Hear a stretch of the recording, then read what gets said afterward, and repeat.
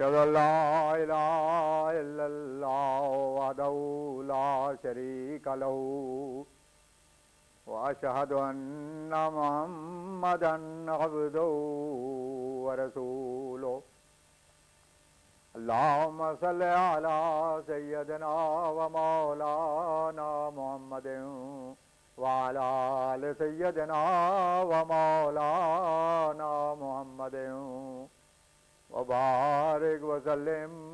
إنك حميد مجيد۔ زمانے کی امامت کو زمانے کا امام آیا، محمد کی غلامی میں محمد کا غلام آیا۔ خاتم الانبیاء حضرت محمد مصطفیٰ احمد مجتبیٰ صلی اللہ علیہ وسلم کے غلام اور ہمارے امام بانی جماعت احمدیہ کے ایمان افروز اور روح پرور ملفوظات، حضرت اقدس نے فرمایا، کیا بنی اسرائیل کے بقیہ یہود یہ حضرت مسیح علیہ السلام کو خداوند خداوند پکارنے والے عیسائیوں میں کوئی ہے جو نشانات میں میرا مقابلہ کرے؟ میں پکار کر کہتا ہوں کہ کوئی بھی نہیں، ایک بھی نہیں۔ پھر یہ ہمارے نبی صلی اللہ علیہ وسلم کی اقتداری معجز نمائی کی قوت کا ثبوت ہے، کیونکہ یہ مسلم مسئلہ ہے کہ نبی مطبوع کے معجزات ہی وہ معجزات کہلاتے ہیں جو اس کے کسی متبع کے ہاتھ پر سرزد ہوں۔ پس جو نشانات خوارق عادات مجھے دیے گئے ہیں،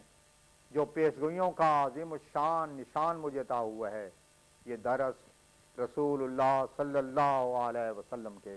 زندہ معجزات ہیں، اور کسی دوسرے نبی کے متبع کو یہ آج فخر نہیں ہے کہ وہ اس طرح پر دعوت کر کے ظاہر کر دے کہ وہ بھی اپنے اندر اپنے نبی مطبوع کی قوت قدسی کی وجہ سے خوارق دکھا سکتا ہے۔ یہ فخر صرف اسلام کو ہے، اور اسی سے معلوم ہوتا ہے کہ زندہ رسول عبدالآباد کے لیے صرف محمد رسول اللہ صلی اللہ علیہ وسلم ہی ہو سکتے ہیں، جن کے انفاس طیبہ اور قوت قدسیہ کے طفیل سے ہر زمانے میں ایک مرد خدا خدا نمائی کا ثبوت دیتا رہتا ہے۔ فرمایا،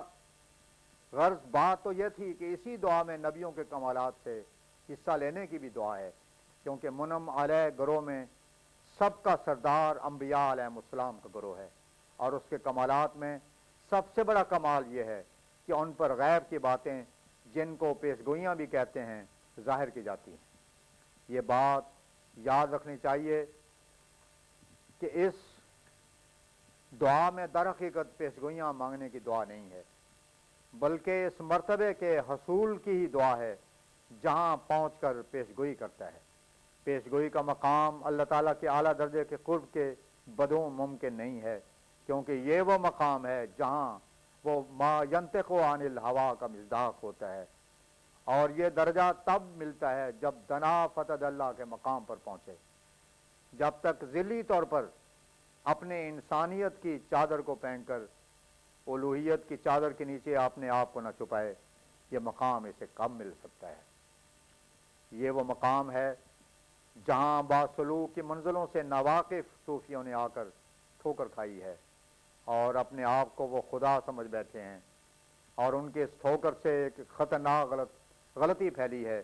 جس نے بہتوں کو ہلاک کر ڈالا، اور وہ وحدت وجود کا مسئلہ ہے جس کی حقیقت سے یہ لوگ ناواقف محض ہوتے ہیں۔ فرمایا، میرا مطلب صرف اسی قدر ہے کہ میں تمہیں بتاؤں کہ ما ینطق عن الہوا کے درجے پر جب تک انسان نہ پہنچے، اس وقت تک اسے پیشگوئی کی قوت نہیں مل سکتی، اور یہ درجہ اس وقت حاصل ہوتا ہے جب انسان قرب الہی حاصل کرے۔ قرب الہی کے لیے یہ ضروری بات ہے کہ تخلقوا باخلاق اللہ پر عمل ہو، کیونکہ جب تک اللہ تعالیٰ کی صفات کو ملحوظ خاطر رکھ کر ان کی عزت نہ کرے گا اور ان کا پرتاؤ اپنی حالت اور اخلاق سے نہ دکھائے گا، وہ خدا کے حضور کیوں کر جا سکتا ہے؟ مثلا خدا کی ایک صفت قدوس ہے پھر ایک ناپاک غلیظ ہر قسم کے فسق و فجور کے ناپاکی میں مبتلا انسان اللہ تعالیٰ کے حضور کیوں کر جا سکتا ہے اور وہ خدا تعالیٰ سے تعلق کیوں کر پیدا کر سکتا ہے؟ غرض اس دعا میں اول منعم علیہ گروہ کے کمال مراتب کے حصول کی دعا ہے، پر جب تک انسان اپنے اندرونی سلسلہ خیالات کو چھوڑ کر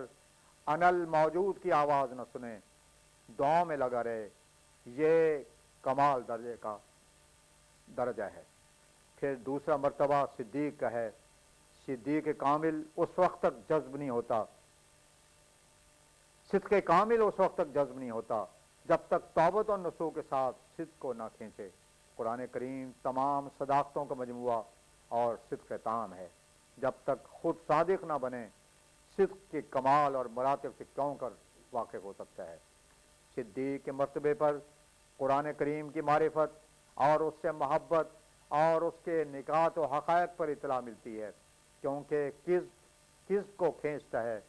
اس لیے کبھی بھی کاذب قرآنی معارف اور حقائق سے آگاہ نہیں ہو سکتا۔ یہی وجہ ہے کہ لا یمسہ الا المطہرون فرمایا گیا ہے۔ پھر تیسرا مرتبہ شہید کا ہے۔ عام لوگوں نے شہید کے معنی صرف یہ سمجھ رکھے ہیں کہ جو شخص لڑائی میں مارا گیا یا دریا میں ڈوب گیا یا وبا میں مر گیا وغیرہ،